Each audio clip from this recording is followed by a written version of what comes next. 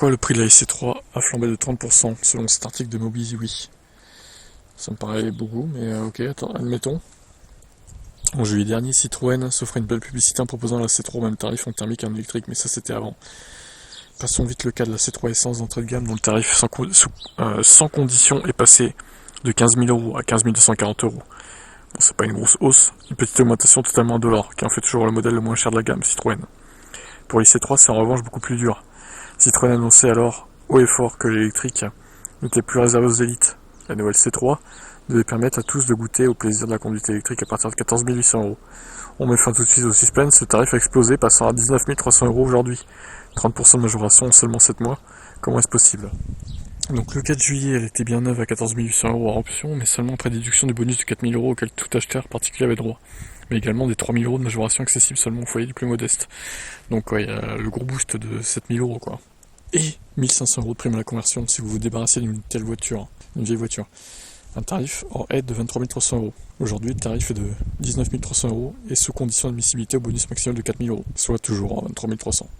Et voilà, comme la méthode tarifaire de Citroën se retourne contre elle, le prix de la voiture n'a absolument pas changé, mais les aides, oui, et Citroën se fait finalement une bien mauvaise publicité, en prouvant que sans les aides, sa jolie et excellente petite voiture, alors excellente, bon, j'irai pas jusque là, vu les problèmes que rencontre le modèle, qui seront sûrement corrigés, mais bon, pour l'instant c'est pas la panacée, hein. Bref, est-ce que vous avez acheté la IC3? Dites-moi en commentaire si vous en êtes content, si c'est le cas, ciao. Nous avons des informations sur la future Dacia Spring électrique. Lucas Demeo nous en a parlé.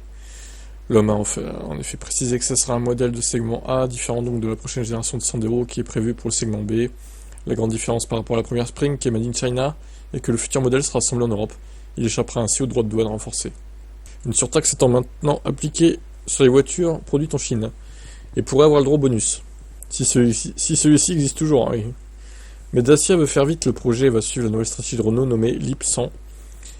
L'idée est de concevoir les nouveautés en moins de 100 semaines, soit moins de 2 ans. Pour y arriver, Renault simplifie les véhicules, le nombre de pièces a été fortement réduit et s'appuie sur des partenaires. Le véhicule qui inaugure cette manière de faire est la nouvelle Twingo électrique, dont une partie de la conception est d'ailleurs externalisée en Chine. On imagine que la prochaine Dacia devra beaucoup à la Twingo. La Dacia va être conçue en seulement 16 mois et pourrait être lancée peu de temps après la Twingo, courant 2026. La Twingo promet une batterie LFP, un petit moteur et 10 kWh au 100. Si la Twingo est promise à moins de 20 000, la nouvelle version de la Dacia sera moins de 18 000. L'actuelle est 16 900 mais sans bonus.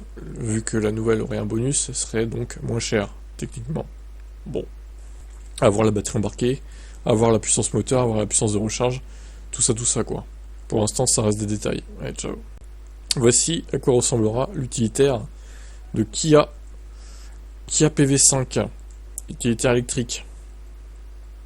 Bon, alors un utilitaire, ça n'a pas pour vocation d'être beau, de toute façon, voilà.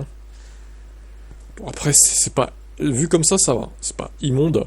C'est particulier, hein, le design quand même de ce véhicule, mais bon, du moment qu'il est pratique, qu'il rend service aux gens qui l'utilisent, j'ai envie de dire, hein, le reste, bon. Quelques jours après le V4, voici le PV5, ou les PV5, car il y a un côté un grand monospace pour transporter du monde et de l'autre un utilitaire, un duo semblable à celui proposé par Volkswagen et ID.Buzz. Nouvelle plateforme PBV de type skateboard optimisée pour la motorisation électrique. Ça se voit notamment dans le design des roues, repoussées vers les angles et un nez très court. Pour l'instant, on ne peut en dire plus sur la partie technique qui a se contentant de publier quelques images de l'extérieur. Le PV5 a été annoncé par Concept Car début 2024, et la version de série en est proche. On retrouve par exemple l'original signature lumineuse verticale qui remonte le long du court capot et rejoint le pare-brise. Ça donne un côté futuriste au véhicule. Pas d'infos sur la batterie ni le moteur, faudra attendre le 27 pour les détails quoi. Bon, on verra ça en temps utile. Ciao. ID.Buzz descend en gamme avec une petite batterie pour lui accorder le bonus écologique. Ouais, mais alors, qui dit petite batterie, dit petite autonomie. Alors, 170 chevaux, puissance en baisse aussi, 59 kWh net, résultat d'autonomie, et de seulement 330 km. Aïe, aïe, aïe. Bon, par contre, 165 kW de recharge, ça va aller très très vite pour recharger cette batterie. Ça, c'est un bon point. Le modèle est intéressant, il a un prix de base de 49 540 €, mais il y a une promo pour le mettre à 46 990, ce qui lui permet donc d'entrer dans la zone du bonus. L'équipement reste généreux, on retrouve les aides à la conduite désormais incontournables, le système de détection de la signalisation routière, l'assistant de freinage d'urgence, L'assistance de maintien dans la voie, l'aide au stationnement, avec signaux d'avertissement avant et l'arrière, clim auto-bisoun. Bon. Après, pour ceux qui n'ont pas besoin d'une énorme autonomie, bon, à la limite. Mais pour le peu d'autonomie qu'il offre, ça reste un peu élevé le prix, je pense. Après, ils profitent qu'ils n'ont pas trop de concurrence dans ce segment-là, j'imagine, pour éviter de baisser les prix, mais bon, ça reste pas très abordable quand même. Hein. Est-ce que c'est une bonne offre, selon vous? Des milliers de propriétaires de BYD sont furieux contre la marque chinoise. Oula, qu'est-ce qui se passe?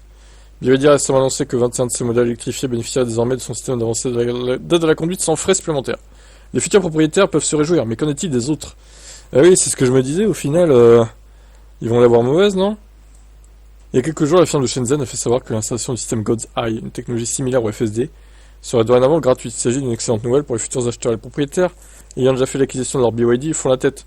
C'est le moins qu'on puisse dire. En Chine, plusieurs forums en ligne ont été inondés de plaintes. Un grand nombre de propriétaires ont exprimé leur frustration. Une plateforme chinoise, donc, 12 365 auto.com. Le phénomène a été suffisamment fort pour que les BYD Océan et Dynasty figurent dans le top 10 des véhicules les plus critiqués sur le site. Plus de 4700 plaintes ont été déposées contre la marque chinoise entre le 11 et le 17 février. À titre de comparaison, les propriétaires de BYD n'avaient déposé que 150 plaintes la semaine précédente. La marque chinoise assure avoir pris acte du mécontentement de ses clients. Cette situation ressemble étrangement à celle vécue par Tesla en 2023. À l'époque, la marque américaine avait décidé de sabrer le prix de la Model 3, une baisse de près de 13 500 € en une nuit. Des centaines de propriétaires avaient également protesté. Oui. Bah, qu'est-ce qu'ils peuvent faire? De toute façon, leur filer des bons d'achat pour les calmer, les gens de BYD, les propriétaires de BYD, peut-être. Je vois que ça, hein. De toute façon, maintenant c'est fait, c'est fait. Hein. Bon, à voir comment ça évoluera. De toute façon, ça va se calmer avec le temps, j'imagine. Ils vont leur proposer des bons d'achat, puis voilà, ils vont se calmer, quoi. Ciao. Le patron de BYD pense que les VE chinois ont 5 ans d'avance sur les Européens, grosso modo. Ça me paraît, 3 à 5 ans, il dit. Ça dépend lesquels, ouais, mais ça me paraît être des chiffres corrects.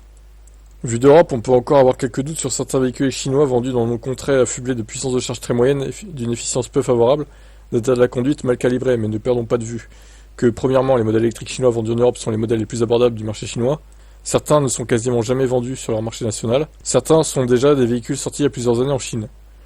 Oui, d'accord, on n'a pas les plus récents, quoi. Au nombre des éléments qui peuvent aller dans le sens de Wang Changfu, on peut évoquer un énorme travail d'accomplissement sur la vitesse de charge, sur la sensibilité au froid, en matière d'autonomie ou de charge, ou encore le niveau des systèmes de conduite semi-autonomes des derniers modèles chinois. D'ailleurs, durant les derniers mois, les patrons de Honda et Ford et Volkswagen ont exprimé exactement le même sentiment que leurs concurrents. Alors surtout, c'est par rapport au prix, hein. Par rapport au prix. Nous, chez nous, ils les vendent à prix fort, alors qu'au final, c'est 2 fois moins cher chez eux, voire 3 fois moins pour certains. C'est surtout ça qui fait la différence avec les constructeurs européens, quoi. L'assemblage aussi, il y a très peu de pièces au final. Donc tout ça, ça joue. Ciao.